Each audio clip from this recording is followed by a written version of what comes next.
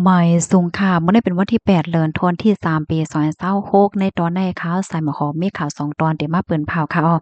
ตอนที่1ค่ะหลากๆลายๆครบถ้วนพันคำในตองเป็ดน่ะค่ะปยกเฮาค่ะมาถอมมาเลยเพียนด้วยว่าโคแฮโคตื้นสภาวะที่ในเมืองแขนั่นในก้นวานจ่องจางกว่าคดในค่ะเนาะตกเป็นโคของไผแลจังไหนอะเนาะอ๋อค่ะเฮาค่ะรับถอมด้วยกว่าเป็นตอนค่ะนะ ในก็มีผู้ใจายแขกคนหนึ่งค่ะผาต้องเปี้ยเหี่ยวกองยาครับในออกเมื่อวันที่7เดือนธันวาคมที่3ปี2026ในมีข่าวงาออกมาว่ามีผู้ใจายแขกคนหนึ่งค่ะบรรจัยในก็ครบทบหันคำน้ำหนักในม็อก10กรัมค่ะในต่วงในห้วงเขาเปตีอันเลี้ยงไว้เฮ็ดจังเนี่ยนะเพราะว่ามาส่วนเป็นเงินก็ได้ตกอยู่หมอก12,000เฮงหยวนเพราะว่าเงินไทยก็หมอก58,000เฮงวาดจังได๋เนี่ยค่ะเนาะ ก็เฮ็ดให้คนในนาหอต่อเฮือนเขานั้นหอมๆจ้มๆเสียวก็ยุ่มยำว่าเป็นสายหงายเงาลายอันในว่าจกลาบหลงเตมาเป็นจกเป็นลาบพ่วงขิงข้าวรับปีใหม่ในยุคคาอ้อลงตั้งได้ก่อเกิดขึ้นเมื่อพ่องเหลือนทนที่2ตีป่นมาค่ะนะเป็นตีเว้งหลงโหนานตั้งปอตอนกลางของเมืองแขน่ะค่ะมันใจลาดว่าเป็ดโตได้แน่เลงไว้เหิงยาวนั่นน่ะเนาะปยก็ปล่อยให้มันกว่าหากินจ้ำหนัง สภาวะนะคะเปิ้นที่อันเขาอยู่นั่นทราบมันมีไว้ขิมจำแม่น้ำสายหนึ่งค่ะเมื่อกาก่อนป้นมาในไอ้ก็เป็นเปิ้นที่อันออกค่ำว่าเปิ้นก็อ่อนกันกว่าคดค่ำว่าสังว่าเฮ็ดจังได๋ค่ะนะมันใจก็วนว่าเรียบได้เป็นกว่าไลว่าเป็ดโตได้ๆเรียบได้กว่ากินตั้งยำหิมหอมจังนั้นเหี่ยก็กินป้าค่ำอันเป็นปิดเป็นปอดนั่นเข้ากว่าป้าจ้อมไหนอ้อตั้งฝ่ายผู้โรงเรียนเขาได้ก็ลัดว่า โกนเฮาและสังโตสัตว์ก็แลสังไหนมันอ่ำจังย่อยค่ำอำนั้นก็หลุดซึมเอาค่ำในไหลค่ะก้วยกะว่าสังว่าเฮาคายกินข้าวกว่าหญ้าเพราะว่าในถึงไหนมันก็เตจังออกมาจอมอันเป็นพายเฮาอะสังว่าเฮ็ดจังได๋จำหลังสภาวะจังได๋อ้อก้วยกะว่าสังว่ามันเป็นก้อนใหญ่ก้อนหลงในได้ก็มันก็อ่ำจังออกมาเสมันได้มีไว้อยู่ดีในต้วงว่าอำนั้นก็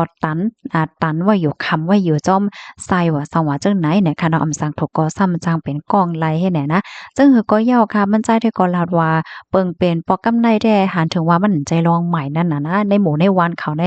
มืออ่อนนาในก็ยามมีก้นโฮบโทบหันคำในต้องเป็ดเหมือนกันก้อยกะว่ามันอำนำตาลกันได้เฮ็ดจังไหนค่ะตั้งฝ่ายภูมิพลพ่นเขาลาดว่าแม่น้ำเฉินสุยใน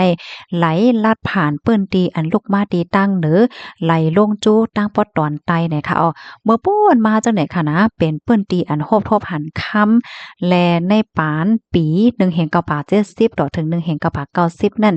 ยามเป็นเปิ้นที่อันเปิ้นไล่ตื่นค่ะเนาะเปิ้นเฮาว่าตื่นค่ำเฮ็ดจั่งใดออกเปิ้นก็อ่อนกันลือกันว่าแม่นำอันให้ออกค่ำอ้อมีค่ำอ้อว่าซังว่าเจิ้นนายเฮ็ดเนี่ยนะก้อยกะว่าข้าวยามสืบมาในตั้งฝ่ายลงปอจึงเขาเนี่ยก็ออกคอสั่งแห่หามอ่ำปันกว่าเฮ็ดเหมืองค้ำรวยคอมพานีของปกติกาเอกชนว่าซังว่าเจิ้นนายเฮ็ดไหนค่ะนะจอมหนังปักเปิงหมายมีที่ในเมืองแขในโคแฮโคตึนสะเผาว่าตั้งเซ็งตั้งหมดค่ะนะโคมป้าถึงถาดแห่ถาดแลดังโคขวางเก่าแก่และเจ้าเนี่ยค่ะเตส่วนเป็นของหลวงปองจึงกว่าเนี่ยค่ะส่วนเป็นโคโปยของจึงเมืองกว่าได้เลยว่าจังไหนค่ะไอ้แก้วว่ามันเป็นจังไหนค่ะเนาะค่ะก็ตื้อคู่ก้อยเนี่ยค่ะแน่ไอ้แก้วว่าโคแฮโคตึ้นสภาวะโคป่วยอมวยกูเจอในเป็นของจึงเมืองไหนว่าพี่น้องเฮาค่ะข้อมูลตอนในคาลิปีมาที่ห้องการข่าว SCMP ต่างวัยน่ะค่ะถ่อมข่าวเขาแนวหันเดินจึงหือพองข้าวใส่หมอขอไม่ตื่นเต้นน่ะได้ค่ะเนาะอำลีกับหลีแดกไก่อันพี่น้องค่ะเล็งมามีคำว่าสังว่าให้แหน่จังว่าได้ค่ะเนาะโยเคจังกำหลีได้ค่ะเนาะได้ก็เยาหยอกพี่น้องค่ะก้อยกำในเฮาค่ะมาถ่อมด้วยข่าวเงาเที่ยงตอนหนึ่งค่ะมาด้วยสายไหลเงาลายดีเบิ่งเฮาอีกหนึ่งค่ะเนาะปลีขาวไปตั้งปันตั้งโหตาฮอรถกาในวันกบและวันกิกเนี่ยอ้อม ไหว้เสขอมาชินซึ่งมานเขาออกขอเปิ้นเผาตาเตออมอีแป้งใจตื้นน้ำมันจากให้ฮอโลดฮอกาเขียนวันในวันกบและรางวันกิกนั่นยาวในเจ้าหน้าที่ภูมิบุญพรเขาในก็ไปจอมตางเสอ่อนกันปันตั้งโหก้นวันก้นเมืองกูที่กูเว้งอยู่ยาวในค่ะเหมือนจังหนังที่เว้งหลงตนที่เงาจึงเมืองใต้เนี่ยก็ตั้งแต่เอาวันที่7เดือนธันวาคมปี2026 ในจุ่มบริหารเขาไปตั้งหมาย117อ่อนกันบอกลาดซับแรงปันตั้งโหตาเตไล่แจกแผฮอโลดฮอกาในวันกบและดังวันกิกตีนาลุ่มฝ่ายกุ้มทิ้งโลดกาอันมีตีเส้นตั้งหลงเว้งโดนตีเนี่ยค่ะ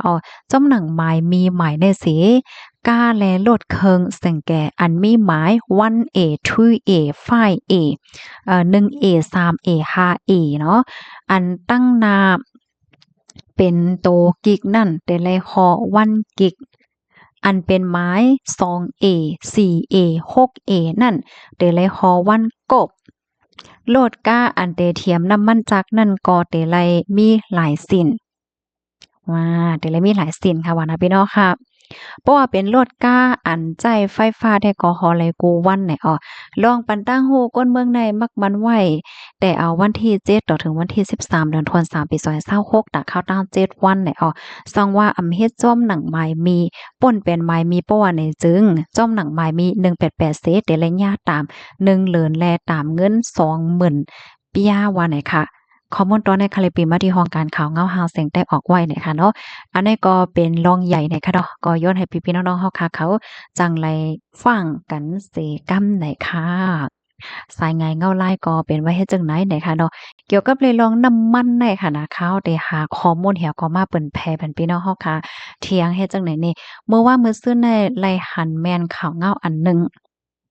เขาลาดว่าน้ำมันอันลูกดีปอดวันออกกลางเสียวก็มาตั้งเมืองไทยว่าเมืองแขว่าโกริยาว่าซังว่าเฮ็ดจังได๋เนี่ยเขาซ้ำปันผ่านอยู่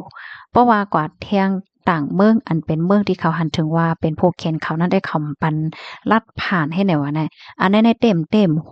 ได้ทัดด้วยลิลิเฮกวนป้อมันใจยาวที่เอามาเป็นแผ่นพี่น้องเฮาสังว่ามันเป็นเปิงจังนั้นแต่ก็มันก็เคียนอีกนึงนั่นค่ะน่ะเนาะตอนตาเมืองตั้งพอตอนอาเซียนเฮาจังไหนค่ะนะเมื่อเหลียวในแค่ย้อนลาดป้าเทียงว่าข่าวตู้ข่าวปลอมข่าวพางก็นำค่ะเนาะพี่น้องค่ะไล่ฟังได้แต่ค่ะเหมือนจังหนังบางก้นค่ะเนาะที่เปิ้นมาเปิ้นแพร่ว่าจังนั้นเป็นจังใดว่ายอบไล่ซึกอันนั้นอันไหนว่าเปิ้นทัดกะทัดมาอย่ามันใจอันแต่มันให้ไหนค่ะนะกอบนั้นยาวเนี่ยค่ะเนาะมื้อเหลียวในมันก็เลยฟังแต่อยู่ที่ข้าวใส่หมอหอมก็อ่อนตั้งที่คาเดมาเปิ้นแพร่บันพี่น้องค่ะนั่นค่ะก็ได้ทัดด้วยหลายๆตอนค่ะเนาะนั่นคือว่าพี่น้องสำบ่ได้ไล่รับรู้ข้อมูลอันที่มันเป็นรองแต่กว่าจังไหนค่ะนะยินจมเย็นนำค่ะย้อนให้อยู่เลยกินหวานและรอดเพศกันค่ะไว้สูงค่ะ